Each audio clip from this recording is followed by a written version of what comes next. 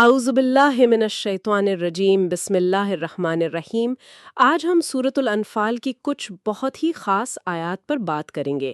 آیات 8، 9، 10 اور 11۔ ان میں اللہ کی مدد کا ذکر ہے، حق اور باطل کی جو کشمکش چلتی رہتی ہے اس کا بیان ہے، اور مشکل وقت میں جو ایک سکون ملتا ہے نا، اس کی بات ہے۔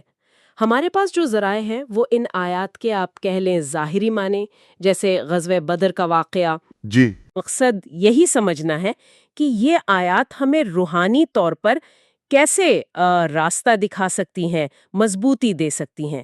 تو پھر آیات 9 اور 10 سے ہی شروع کرتے ہیں۔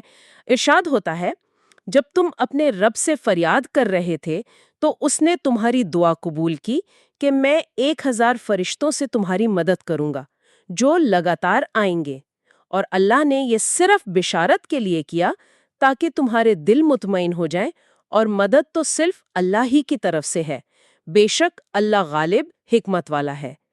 اب دیکھیے، بدر کے موقع پر صحابہ کرام تو یقیناً شدید خوف میں ہوں گے، بے سار و سامانی بھی تھی۔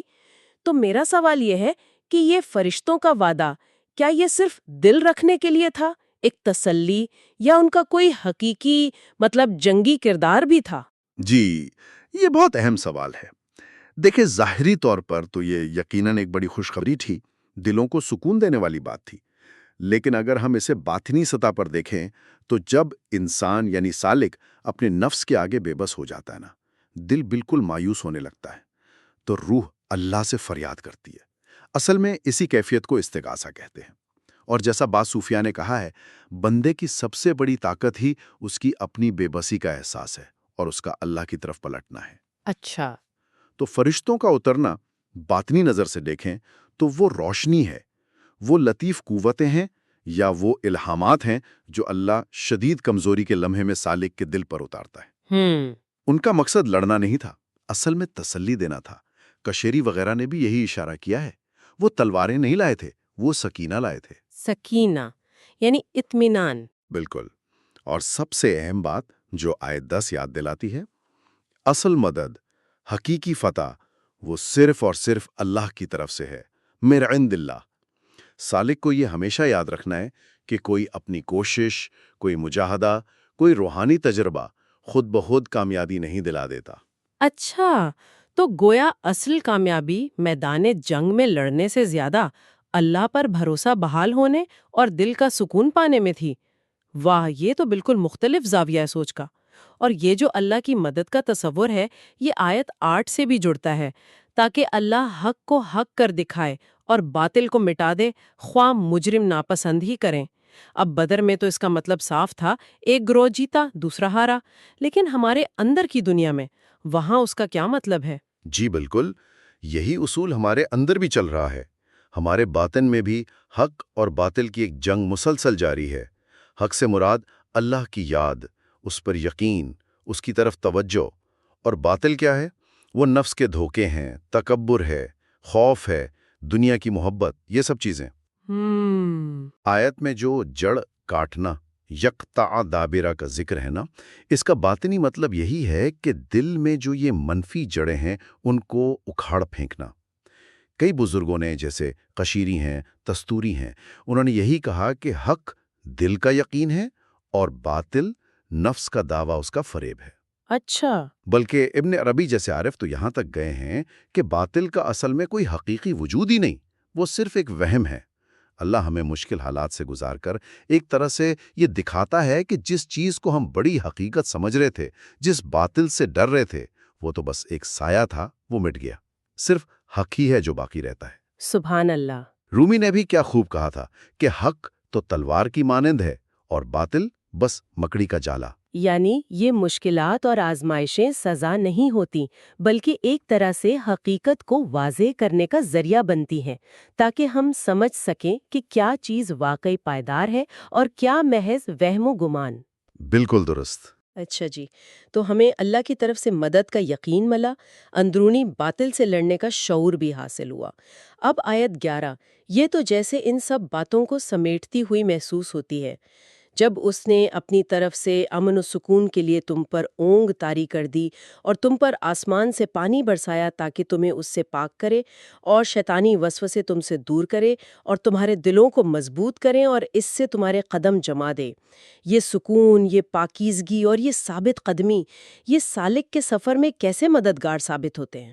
جی، بہت ہی خوبصورتی سے یہ آیت باطنی مدد کا پورا نقشہ کھینچ دیتی ہے۔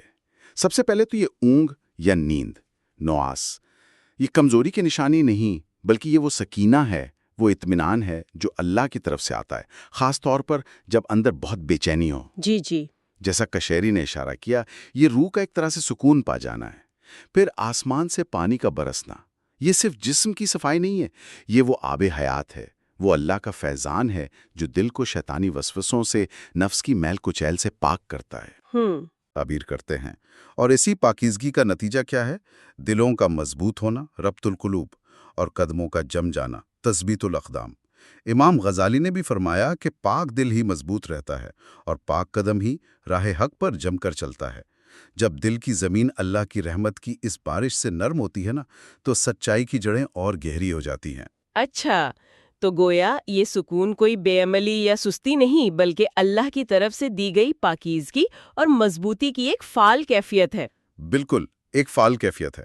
ان آیات کے سفر سے گزر کر تو یہ احساس بہت گہرا ہو رہا ہے کہ اللہ کی مدد اکثر غیر متوقع طریقوں سے آتی ہے، جیسے فرشتوں کا نزول، باطنی روشنی کی صورت میں، اور یہ کہ حق آخرکار اندرونی باطل پر غالب آ کر ہی رہتا ہے، اور یہ کہ اللہ خود سکون بھی دیتا ہے، پاکیزگی بھی اور ثابت قدمی بھی عطا کرتا ہے۔ لگتا ہے سارا زور اپنی کوشش پر نہیں، بلکہ اللہ پر توکل، اس پر بھروسہ کرنے پر ہے۔ بالکل صحیح سمجھا آپ نے۔ اور شاید سب سے اہم نقطہ جو ان تمام ذرائع سے نچوڑ کر سامنے آتا ہے وہ یہی ہے کہ سالک کا کام خود سے فتح حاصل کرنا یا سکون پیدا کرنا نہیں ہے۔ اس کا کام تو بس اپنی بے بسی، اپنی کمزوری کے عالم میں پوری طرح اللہ کی طرف پلٹ جانا، استغاثہ ہے۔ پاکیزگی کا جو عمل ہے اس سے صبر کے ساتھ گزرنا طہارت ہے، اور اللہ کے اس وعدے پر پکا یقین رکھنا ہے کہ وہی حق کو قائم کرے گا۔ اپنی کمزوری کا اعتراف کرنا ہی اصل میں سب سے بڑی طاقت بن جاتا ہے، کیونکہ حقیقی مدد، اصل فتح، وہ تو صرف اسی کی طرف سے آنی ہے۔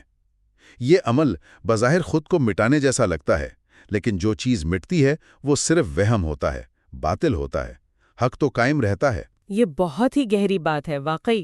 شاید ہمارے سامعین بھی اس نقطے پر غور کریں کہ اللہ کی یہ مدد، یہ اندرونی کشمکش سے نجات، پاکیزگی اور سکون کے جو تجربات ہیں وہ ان کی اپنی زندگیوں میں کیسے ظاہر ہوتے ہیں۔